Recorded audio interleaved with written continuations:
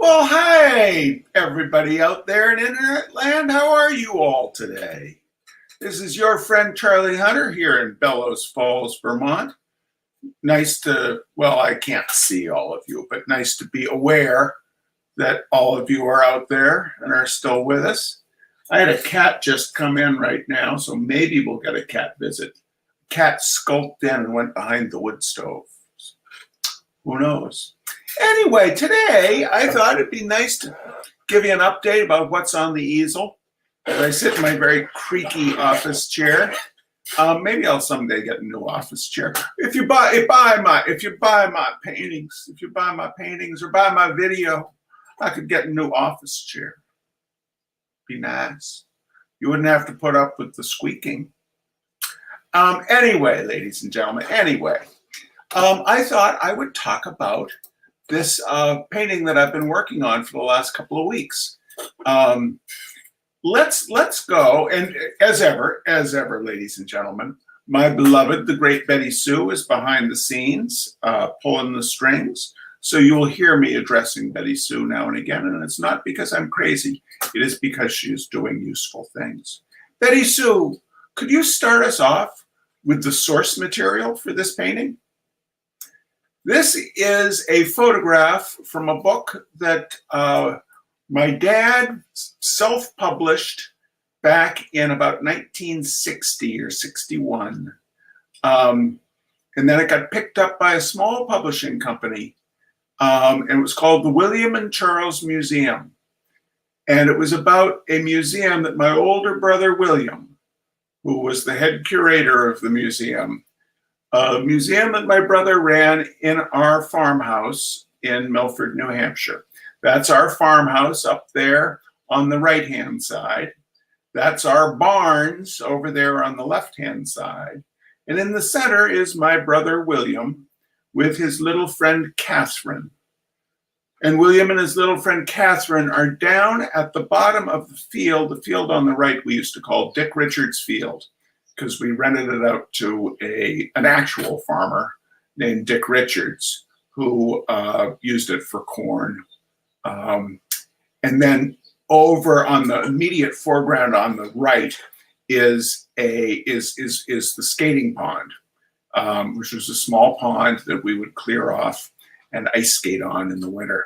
And there was a waterfall at the south end of the pond that we called Dangerous, I think because my mother told me it was dangerous, and I just assumed that was its name. And I fell into Dangerous once, and it wasn't that dangerous. It was a little dangerous, but not too dangerous. But those barns, ladies and gentlemen, those barns up on the left, they are pretty much why I paint what I paint today. I loved those barns. We had pigs, we had chicken, we had sheep, we just had a bunch of farm animals. And then you could go into the old haylofts and stuff and muck around in there and injure yourself in ways you've never dreamed of. The number of rusty nails and protruding beams and unsafe flooring was so great. And then the state of New Hampshire put a highway bypass around the town of Milford, and that was it for the barns. And I think that's why I kind of obsessively paint decay and destruction and the decline of rural life and all that cheerful stuff. But anyway, this is the source material. I figured the composition is really lovely in this photograph, and it would be terrific for putting on one of these 30 by 80 hollow core doors that I bought and that I applied muslin to, and then 3 coats of gesso. Betty Sue, the next slide. Here is the hollow core door mounted on the wall. And I decided to try a new approach this time. I scumbled acrylic paint in my usual kind of murk color, scumbled it across the entire surface. Next slide, please, Betty Sue. There it is. So I knew what I was going to be painting. And so you can kind of see that I've got a dark area in the center, which is going to be the figures. And then I've got the horizon line kind of set where the horizon line is going to be. But aside from that, I just slopped some paint on and let it dry. No, go on to the next one, Betty Sue. That'd be fine. Then after that dried, I discovered it was kind of dark for trying to project the photograph onto to do the trace. And so I took a paint roller and took some, I forget whether it was gesso or I think it was probably Kills, thinned out a little bit of Kills primer, latex primer, and took the roller and rolled it over. So I still had a tone, it just was not as bright, as dark as it had been before. And you can see up above me, I've got the reference photograph. Next slide, please, Betty Sue. And so then I painted in the basic shape. This is actually, I had become despondent about the painting early on. And so I didn't get a photograph of the very first go round. I had darkened in too dark on the left hand upper center, and so I went back in with, I think that's just white acrylic paint, or it may have been gesso, and repainted back to kind of surface color. So it's still, why did I start with acrylic? I started with acrylic because it would dry very fast. I wanted to get the basic skeleton of this painting located, and then I can go in with oils. So, oh, that's what it is. That's what it is. I've done this. I had done the first pass with acrylic, and then I went in with oil, and it felt like I kind of clotted the whole thing up. So then I went in with Kills. I took the the palm sander to the surface, sanded it down a little bit, slopped the Kills on the left there to reestablish that field.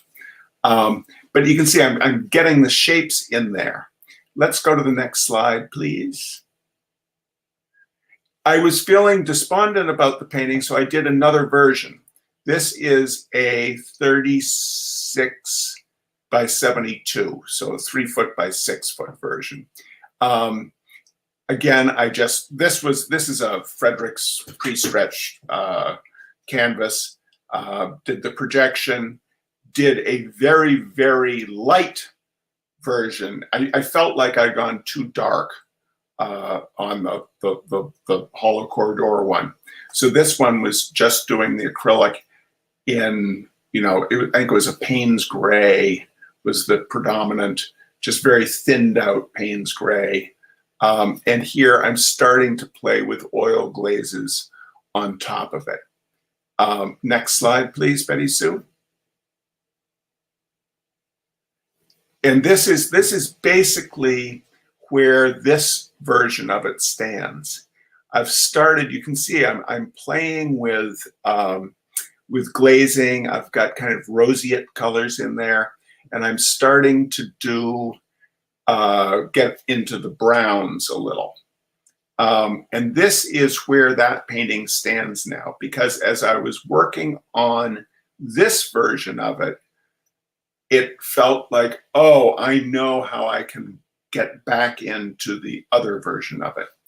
Next slide, please, Betty Sue. So back to the first version. This is the same photograph that I showed right before I went to the other, went to the 3 foot by 6 foot one. This is where it stood. And after the 3 foot by 6 foot one, I'm back here now, and I'm saying, now I know what I can do. Let's go to the next slide. And it all of a sudden clarified how I could approach the 30 by 80. You'll see on the upper left, there's kind of a bloom of orangey red. And then it goes into my usual Van Dyke Brown, raw umber. This is all cobra oils, transparent oxide red, olive green, probably a little bit of ultramarine when I want it, the darkest dark areas. And I am just mixing those up on my glass palette and putting them on with a mixture of flats and dagger brushes and using the squeegee some to get the sharper lines. Again, I seldom want to have sharp lines throughout, but when you've got something as kind of rawly evocative as a rural farm scene, there's that beautiful interplay between the world of man-made things and the world of the natural world. And so I do use the squeegee for getting super straight lines. I'm letting drips happen, you'll see here. I'm not worrying about getting things exactly right. What I am doing right now is trying to get the feel. If you look at the farmhouse, that is the structure on the upper right. The peak of the main house, that is the kind of triangular shape, that was just done with, that's done freehand with a flat brush. And I did it about 3 times using a very kind of watery mixture of the paint. And it remained sort of transparent. And it just built up beautifully. I was very, very happy with how that built up. Also, right above the figures, that kind of central, foliage area. I'm liking where that is going. And I'm applying that scumble of brush marks that the eye is going to read as being detailed undergrowth, along the old fence line and stuff. The figures, I'm not spending time on at all. And that's going to be the central question that we're going to discuss at the very end of this painting. The figures, human figures, are such a kind of focus. If we were dogs, you put a dog in the center. But as humans, we look at the humans. And I kind of like how ghosty they are and how they are of the scene. Meanwhile, those of you who are painters, pay attention here. Look at, as I keep working on this, at the fence row. This is an old stone wall over on both sides of the road. They get overgrown with bushes and grasses and leaves. They eventually slowly settle into the landscape. And just watch how I'm trying to make the fence, the fence row, sit and read correctly in this snowy landscape. The next iteration, I believe, has more detail in what I've done to the fence. Let's go to the next one, Betty Sue. Yeah. So, this is getting so much fun. This is just scumbling that paint on. I'm using palette knife. I'm removing stuff with squeegee. I'm using a variety of brushes. I don't want my hand to be terribly visible in there. I'm liking I'm liking the way the fence is sitting in the landscape, and I'm doing that by putting horizontals coming out from the stone wall into the snow. You see, there are these horizontal lines rather than verticals. Verticals above the snow, horizontals below the snow. And that makes things sit in the landscape as they step back into space. I'm enjoying letting drips happen.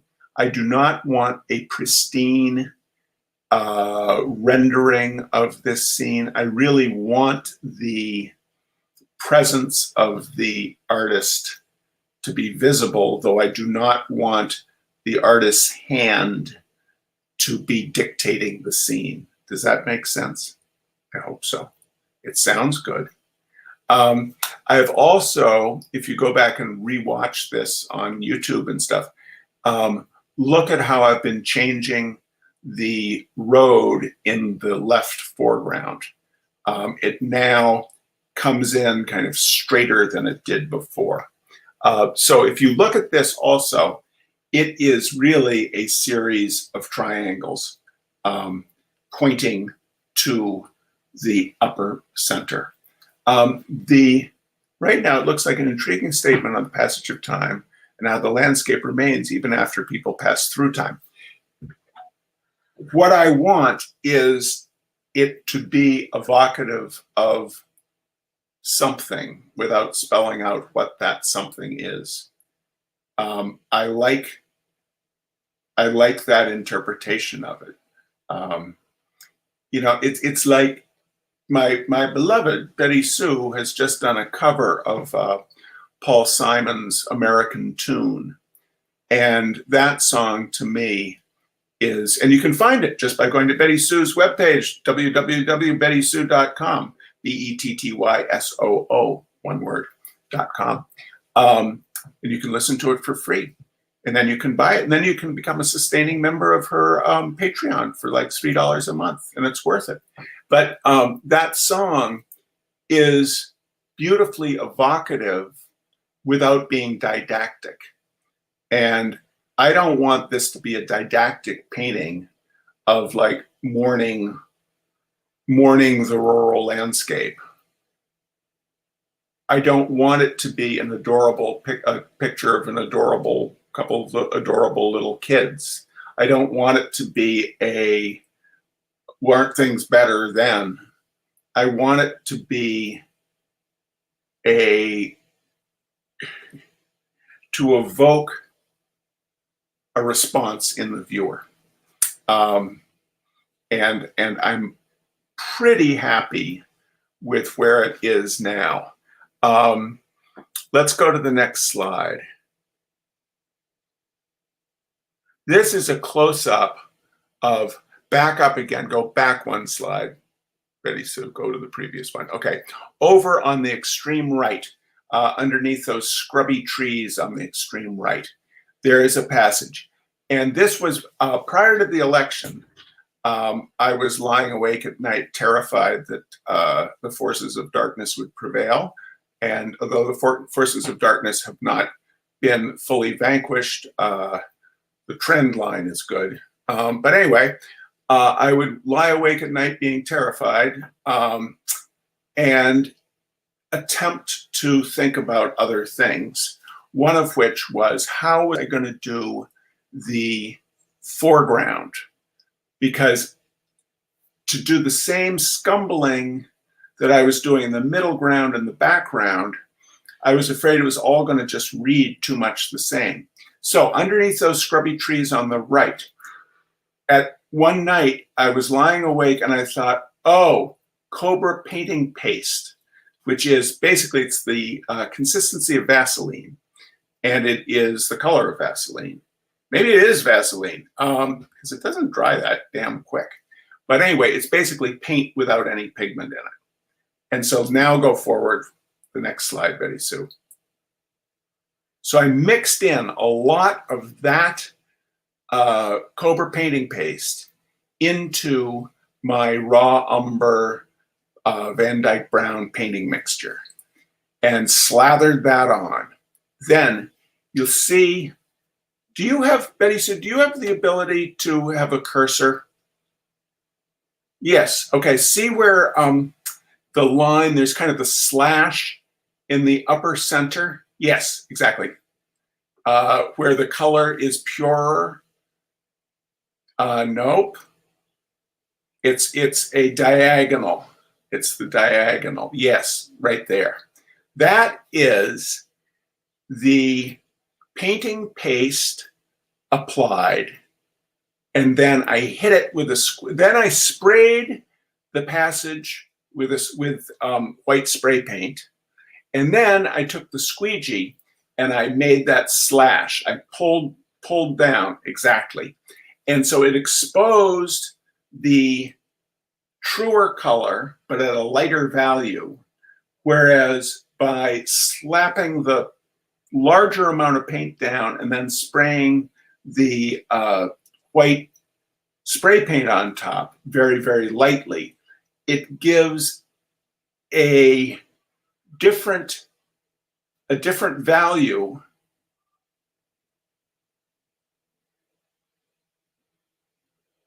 It's so hard to explain, but it makes things, it keeps the clarity of these organic gestures, but it now reads at two different values.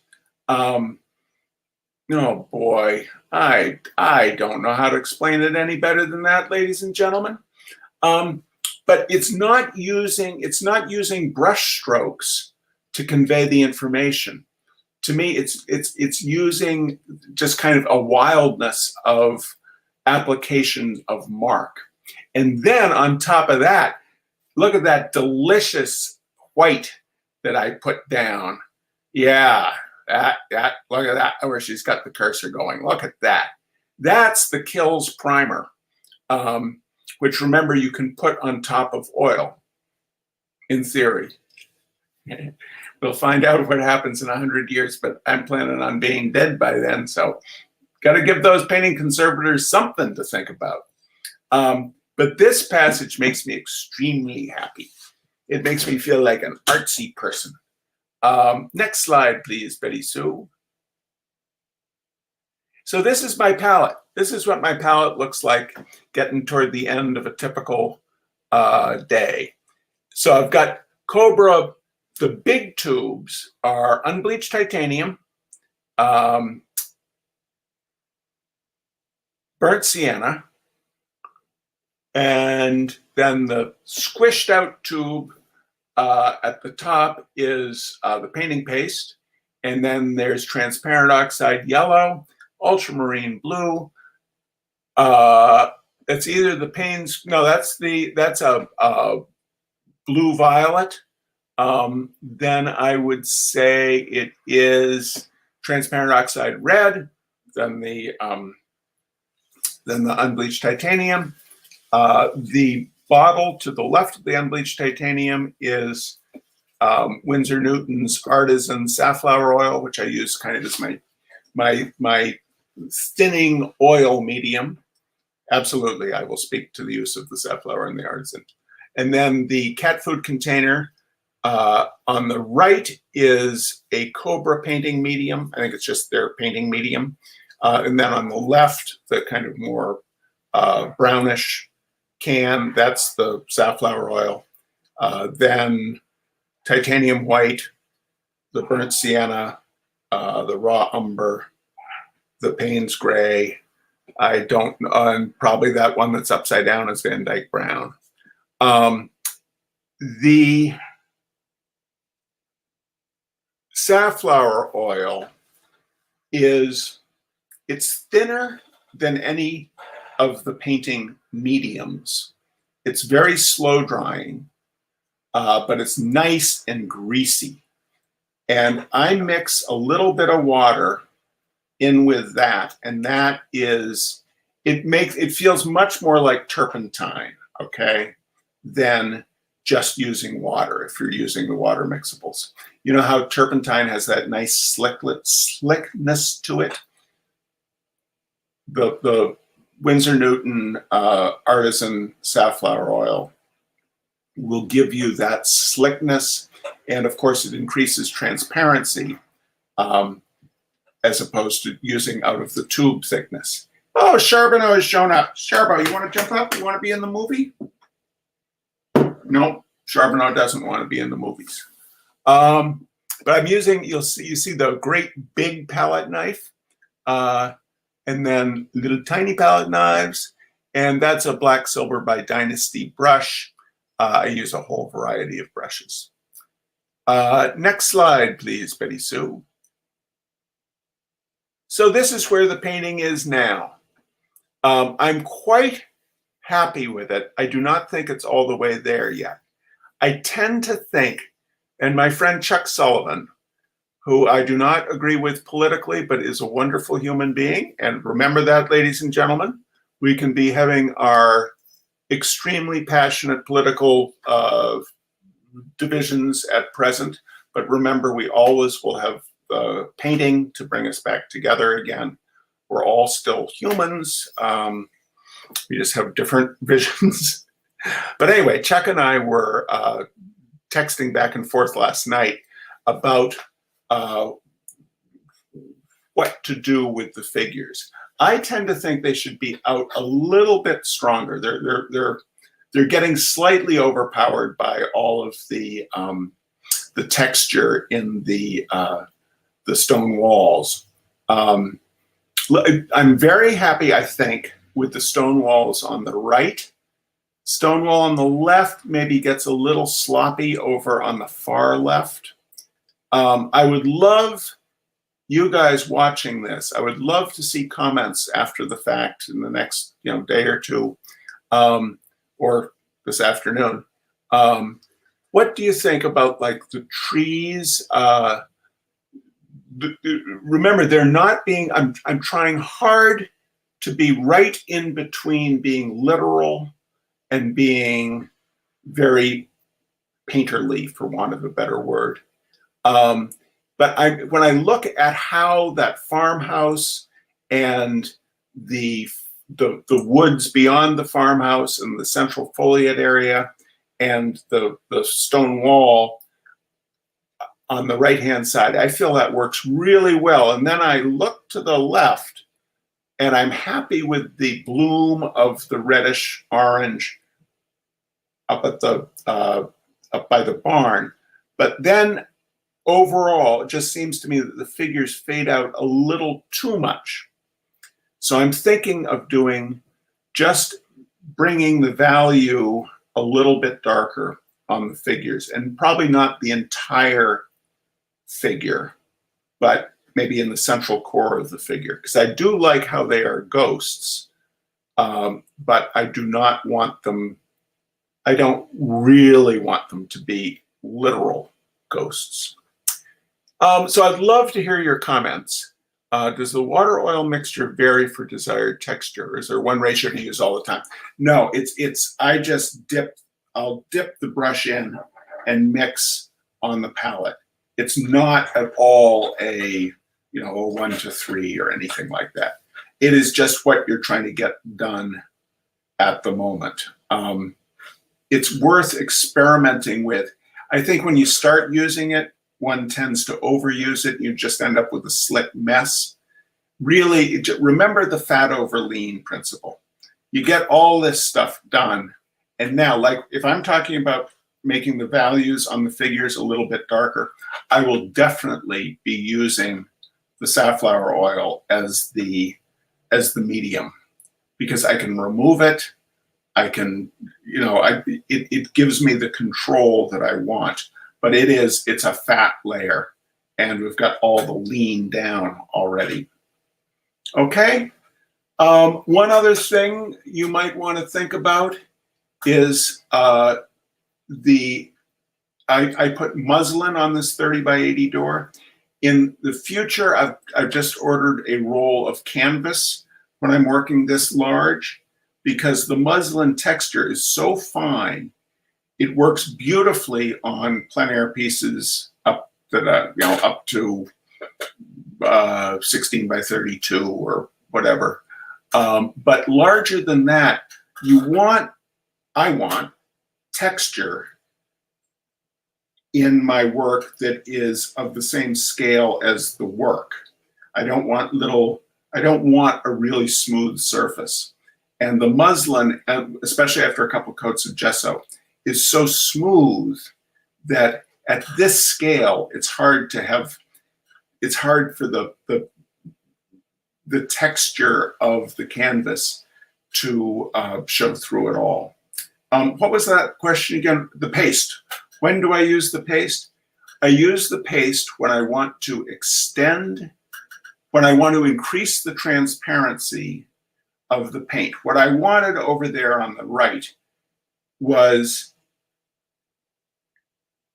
transparent, the same delicacy that is visible in like how I'm defining the barn over on the left.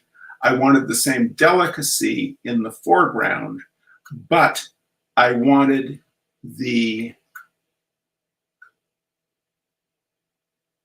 it to have a graphic and physical presence.